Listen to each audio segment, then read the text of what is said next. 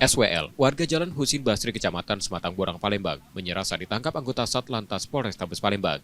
Ia tertangkap tangan saat mencoret dinding rumah warga tanpa izin pada Minggu 13 April 2025 dini hari lalu. Saat dilakukan penggeledahan, polisi menemukan narkoba jenis ganja yang disimpan di dalam tas milik pelaku. SWL diduga kuat sebagai pelaku vandalisme yang belakangan meresahkan. Ia disebut kerap mencoret tiang panjang LRT, pos polisi, hingga mobil patroli dengan kata-kata bernada kebencian di sejumlah titik di kota Palembang. Usai ditangkap, pelaku diserahkan ke Sat Narkoba Polrestabes Palembang untuk penyelidikan lebih lanjut.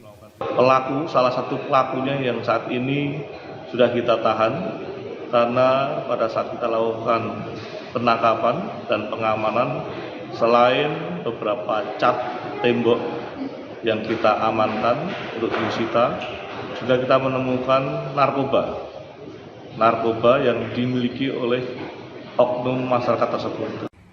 Pelaku terancam hukuman lebih dari 5 tahun penjara karena perbuatannya itu.